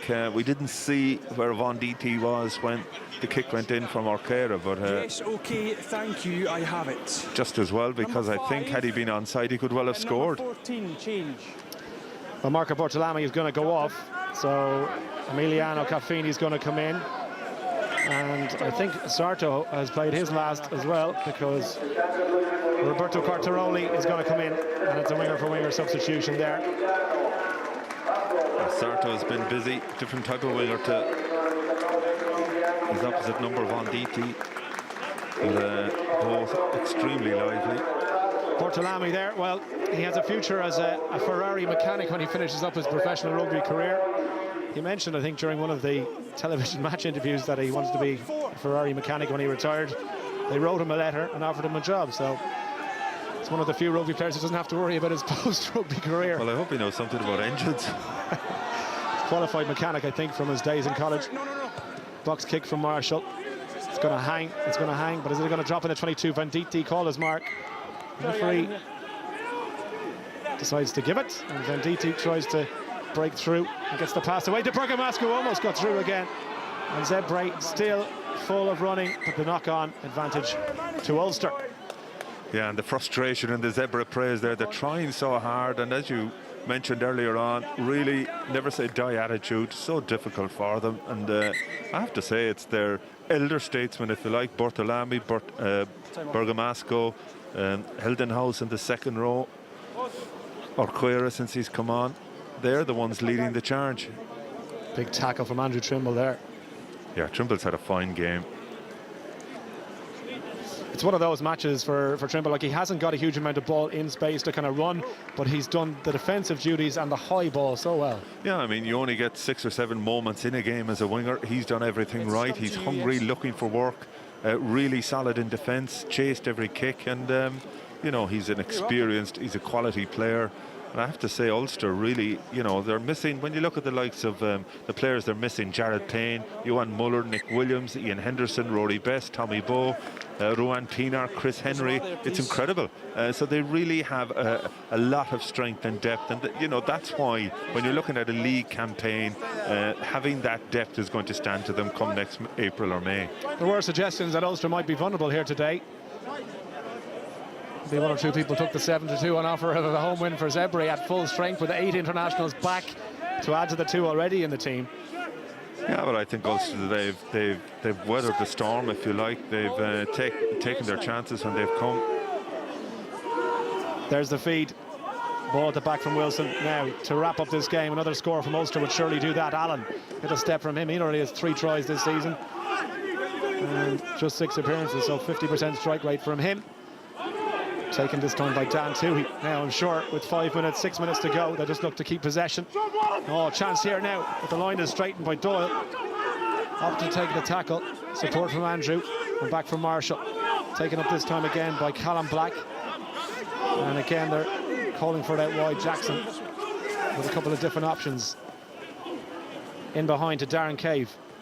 Dummy from him, runs for a runner. But the tackle was good. And Zebre trying to turn that ball over. Ulster still have it.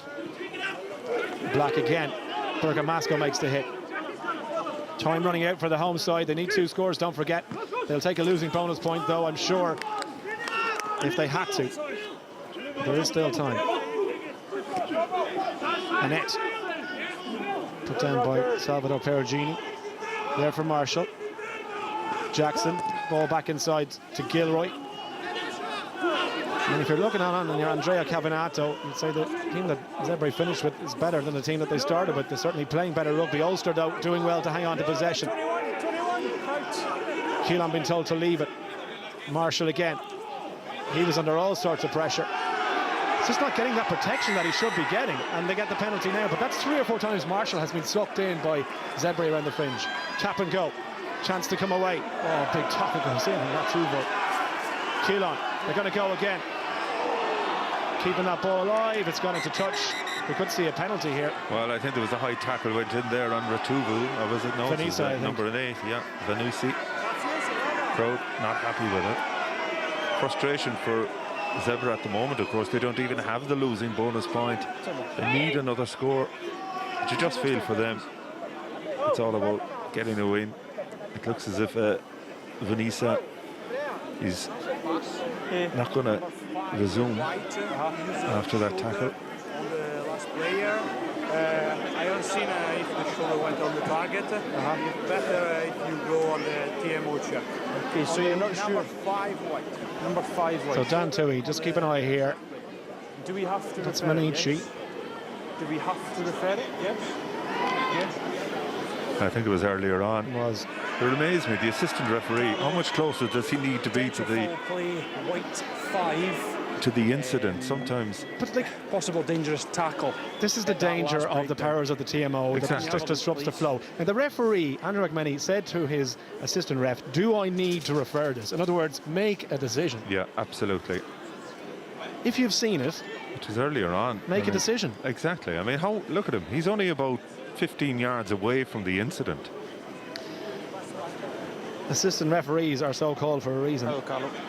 Again, problems with the communication. The referee is on the telephone to the TMO. Yeah, you got white 5, potential dangerous tackle. The last thing Ulster need now is losing Dan Tui. Not so much for the rest of this game, but it was a dangerous tackle. A lot of big games coming up. 21. You might see it here.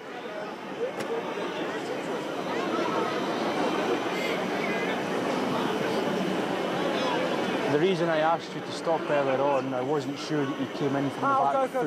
Okay, just make sure you come in through the gate. I was. No, his entry at a tackle was questionable. That's why I asked him to stop. That's where the turnover happened. Penalty, but it was just after that. I'm not sure are they the Okay. shots that the TMO is looking at. Again, we don't have a screen in the ground here, so it's difficult to follow. But this thing is sometimes they're taking far too long. Matches now are lasting close on 2 hours. Well, maybe they might show the appropriate footage here. Vanessa's just to the left of your screen. First player out. You see him now, second player out. Well, this was Marshall, but this isn't the incident. That's Marshall getting sucked in. Anyway, we've 5 minutes to play, and Ulster so far look like they're going to see this one out because Zebre need 2 scores, and one of them must be a try. This is ridiculous. I mean, they can't find the incident, which, here we go, maybe. Yes. Jeez. Anyway, Sorry. Well, there's Dan Tui. There's no evidence. You can Okay, see I'll go he's a with bit you worried after. about it. so Okay, there's no evidence. television on match TV. official says there's no What's evidence your because he hasn't seen the recommendation? incident Against 5. that the touch judge has spotted. 5. Farce, I think is the word. But they're now going back clear, to- obvious evidence of a referral, but it's the thing you've got to put a shoulder into the man without an intent to that. Okay, back in here. Penalties against you. Again, the touch judge should have made that decision, would have negated all that, but even still, television match official, he can't call something he hasn't seen. Yeah, so look, it's crazy. And this is where, you know, I'm all in favour of using technology, especially in relation to foul play. But they have to try and tidy up this area. It is experimental at the moment. You're bound to have teething problems. But for me, it's just taking far too long. So Zebre will go again. Ulster have to defend, and they've got 4.5 minutes to do just that. Manici to throw. Well, it's an orthodox line out, and lost a couple of meters. Pick a go again.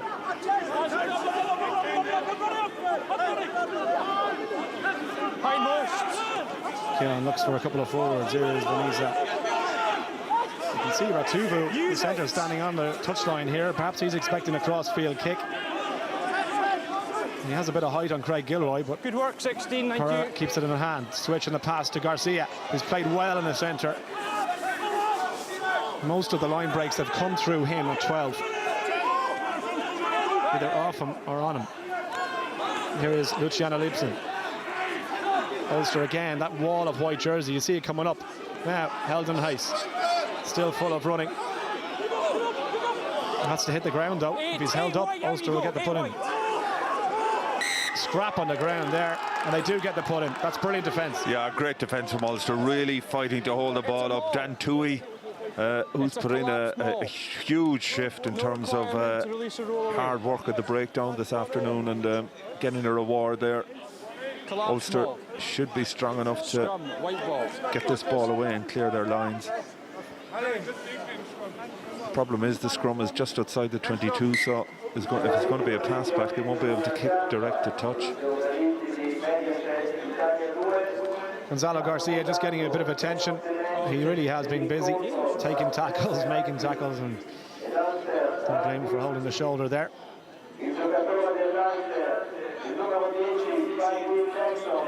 Should ask you, Donald, about the developments from the Heineken Cup over the last while. French clubs obviously supporting the unions. English clubs today, we hear, considering what we thought they wouldn't consider.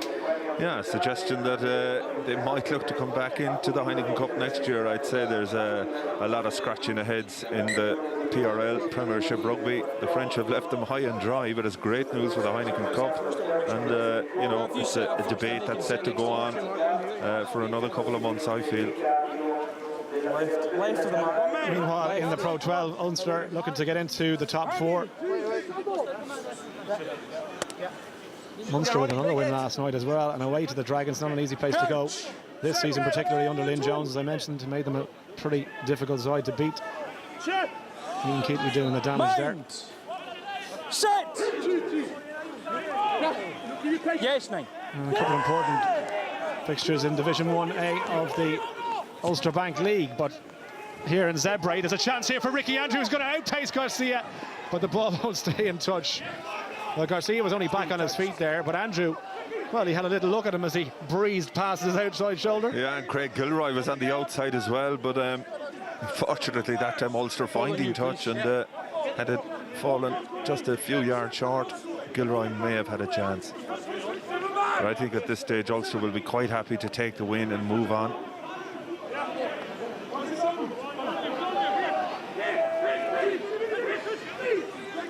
Manici, good throw, equally good take, ball off the top. Orkera, Garcia over the 10-metre line. Options both sides now for the scrum half. Needs to be quick ball. It is quick ball. And the hooker, Zebre, inching their way towards that halfway line. Anything now, you'd imagine all did that go forward, it went backwards.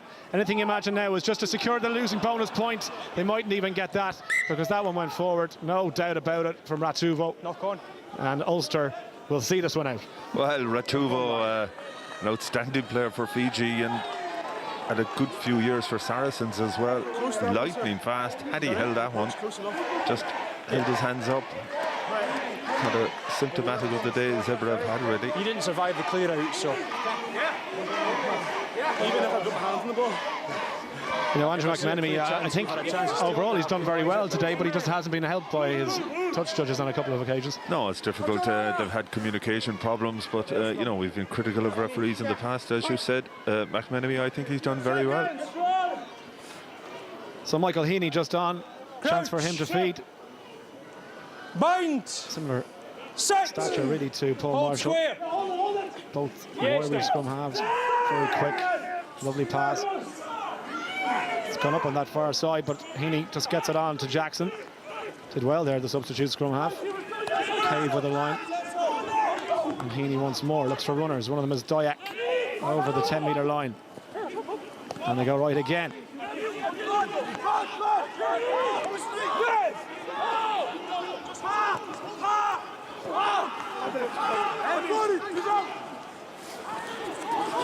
Happy offside there by Stefano. Again, pressure around the fringes from Zebre. It's not. Serves the clock right. At the blind side. Yes. We've gone the 80 minutes. Next time it goes dead, that'll be that. Heaney to put things out. Boots it into the stand. There is the final whistle. So Zebre still searching for their first home win of the season. They trolled Ulster on quite a few occasions, but Ulster just about deserved their victory. Yeah, I think they did. They looked that little bit sharper in possession, but Zebre, as we've seen so many times in the past, making it extremely difficult for the visiting side, but Ulster deserving their victory. Just 2 penalties from Paddy Jackson in the second half. That did the damage. Palazzani's try, not enough for Zebre even to get the losing bonus point, which will be disappointing for them. If you back the handicap, 11 points will do you well. But the final score in Parma, in the Stadio April, is Zebre 11, Ulster 19. Dara, back to you.